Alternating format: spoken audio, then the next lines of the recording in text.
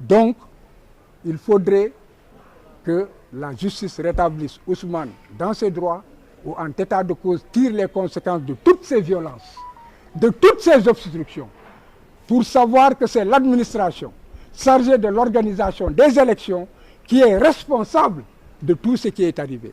Et que par voie de conséquence, reçoivent le dossier de Ousmane comme étant un dossier valable et le déclarent candidat aux élections de février 2024. C'est cela, en fait, que le peuple attend. Et j'espère effectivement que je serai entendu. Aujourd'hui, la justice est au créneau. Même si on n'entend pas la voix du ministre de la Justice, elle est au créneau. La justice, c'est des hommes et des femmes. Chacun a une éducation. Chacun a un destin. Ce ne sont pas des hommes qui font les destins des autres. Non, les destins des autres se font par ces personnes elles-mêmes, de par la volonté de Dieu. Je suis croyant et le destin de chacun est inscrit au front. Ceux qui pensent que leur destin dépend d'un homme se réveilleront dans une grande surprise. Je vous remercie. Aujourd'hui, quelle est la prochaine étape? Quelle est la prochaine étape?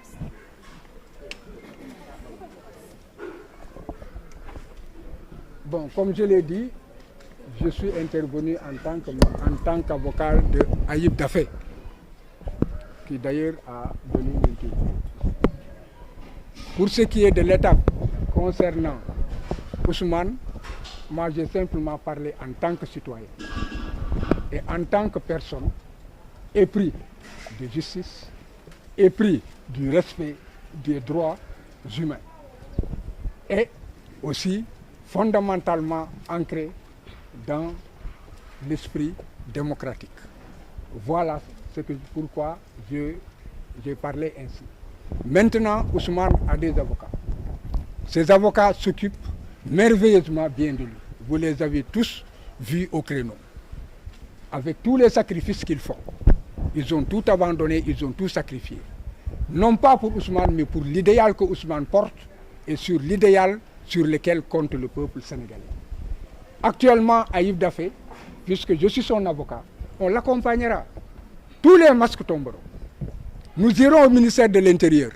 On verra si aussi je vais être brutalisé et on va nous interdire l'accès du ministère de l'Intérieur. Nous irons au niveau, comment dirais-je, de la caisse de dépôt et de consignation. Chacun endossera ses responsabilités. Et de tout cela, Ayib Daffé en informera le Conseil constitutionnel qui verra que les obstructions, c'est l'administration chargée d'organiser les élections qui en fait est en train de saboter ces élections. Pour quel motif? Pourquoi est-ce qu'ils le font? Ils le savent. Parce que s'ils le font, c'est parce que non seulement ils ont des garanties, mais qu'ils sachent que c'est des garanties très éphémères, mais aussi c'est parce qu'ils savent qu'ils sont dans l'impunité, mais ce sera une impunité éphémère. Parce qu'ils ne peuvent pas échapper, entrer dans des délais de prescription. Tous ceux qui devraient être poursuivis le seront. Parce que le mal n'est pas contre Ousmane, le mal n'est pas contre l'huissier, auquel on a interdit d'exercer son office à un avocat, d'entrer dans un service public. En fait, le mal, il est commis. Ce n'est pas, comme je l'ai dit, contre Ousmane ni contre nous seuls, mais c'est contre le peuple sénégalais. Le peuple sénégalais a des acquis et personne n'a le droit de détruire ces acquis. On attendait à la consolidation de ces acquis. Parce que le chef de l'État avait dit que son premier magistère, c'est là celui de la consolidation des institutions. Et on ne l'entend pas. On ne l'entend pas alors que ce pays se dégrade. Alors il faut qu'il parle. Il faut qu'il parle à son peuple. Il est temps qu'il parle à son peuple. Il est temps qu'il parle à l'opposition. Il est temps aussi qu'il dise à ceux qui sont en train de saboter l'état de droit et la démocratie, vous en avez trop fait, alors halte là. C'est son devoir, parce qu'il est gardien de la Constitution. Et il a prêté serment de respecter et de faire respecter la Constitution. Si demain il dit je respecte la Constitution, on pourrait lui demander est-ce que vous avez fait respecter la Constitution? je vous remercie. Voilà, bon ci gàttal ñëpp gis nañ ne que Ayib Daffé bi nga xam ne ay ab bootaayu parti politique ñoom ñoo ko jël comme mandataire pour que mu mun a toppatoo ci administration bi lii war a mun a tax Ousmane Sonko mun a dem ci joŋante bi tey jii daf ma woo ne ma dama bëgg nga doon sama avocat nga gunge ndax saa yu ma demee ñu tere ma xanaa waruñu mën a tere avocat mu dugg ci service ci réew moo xam ne que ci démocratie lay dox ak ci état de droit ma ne ko nañ dem léegi ñu ne nañu ànd ak huissier bi nag moom lam fa waroon jëriñ lenn rek la ñëw yëgal leen atte bi nga xam ne atte nañ ko ne leen léegi nag man jox nañ ma doole pour que su ngeen joxul fiche yi Ayib man ngeen jox ma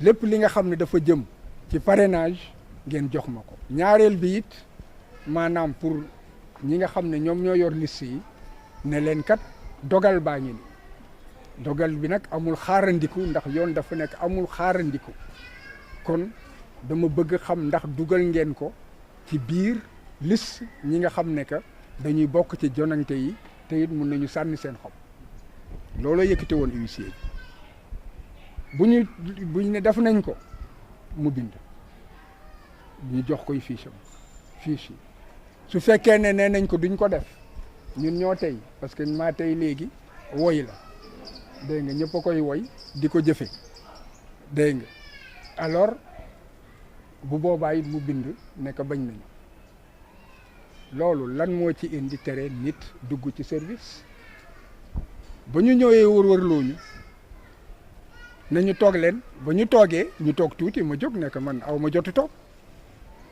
dama ñëw pour gis directeur bi ak responsable yi su fekkee war naa leen gis wax leen ma su ma leen warute gis ngeen wax ma dem sama yoon man aw ma taxawaalu sama métier laa yor ñu ne maître ba kat boo xoolee léegi daanaka midi jot na dégg nga maanaam dañuy def sieste da ngeen di dem ngeen dellu si 3 heures bu ngeen ñëwee 3 heures dégg nga xanaa bu boobaa da ngeen ko mën a gis mais ma gis ne que ba may dem di def sama yeneeni liggéey ñu jël gàngooru alkaati ñu topp ma ne nii li ngeen may toppee dama leen reyal seen temps wala dama këpp seen loi ñu ne ma maître sax fii moom da nga fiy génn fii yëpp ma ne génn fii yéen a ko moom seen titre foncier bàyyi la fii de mënu leen mu fi génne te li may dox dinaa ko dox ñu ne ma da ngay jaari bële buntu ma ne jaariwuma bële buntu parce que li may def ci service bii la fii dafa am yoon ay service yu bari la te dinaa ko dox ñu ne ma doo ko dox ma ne ko dinaa ko dox ñu baare ma song leen ne leen nag bu ma kenn gaañ ne huissier yi buñ ma gaañee constaté dégg nga borom doole dañu nag ak man nii ma sewee ni ñu puusante wante xam nga bu ñu puusante borom doole ponkal bu puusee xob xam nga ne xob bi moom mooy dellu gannaaw kenn ne konka nee na ka kenn si ñoom am xel ne que konka nee na ka dafay liggéey ci beneen service dégg nga bàyyi leen ko mu dem léegi dem leen ngeen tëj bunt bi nga xam ne que moom moo jëm ñun suñu service ñu dem ne ràpp bunt bi ma continue dem ñu topp ma tey moom dañ maa garder moom tey sama xel dafa dal ndax xam naa ñoom bu ñu dalul sama kaw keneen du dal sama kaw ñu topp ma fu ma dugg ñu dugg fa bu ma yeggi escalier ñu yegg escalier man lii musuma koo gis te musuma koo xalaat ma ne leen dem leen xaar ci seen service ba ma ñëw fii du seen service faalewuñ ma dem ci service yi ma soxla woon dem toog foofu liggéey li may liggéey ba 3 heures jot ma génne huissier yi nañ dem ñu ne nañ jaar fii ma ne déedéet ci buntu bañ jaaroon la ñuy jaara parce que buntu bee tëj nañ ko dafa am buntu bu ndaw boo xam ne moom mooy tax boo génnee biir service dem ci beneen bi boo continuer dem ci beneen bi ñu dem ñëw ñu ne nañu xaar parce que directeur bi waxagul jotaguñ ko pour ñu mën a dugg ñu toog après ba xaddi man dafa am lu may liggéey fexe leen ma jot directeur bi wax ak moom wala bu fi nekkul am na keneen ku fi nekk ma mun a wax ak moom dégg nga léegi bu loolu weesoo kan moo fi commissaire bi nga xam ne yéen moo leen fi yebal teg leen fi tere nit ñi dugg amul droit tere nit ñi dugg ci service dégg nga léegi lu tax man ngeen tere mu dugg ñu ne ma xam nga ko ma ne xaw ma lu tax de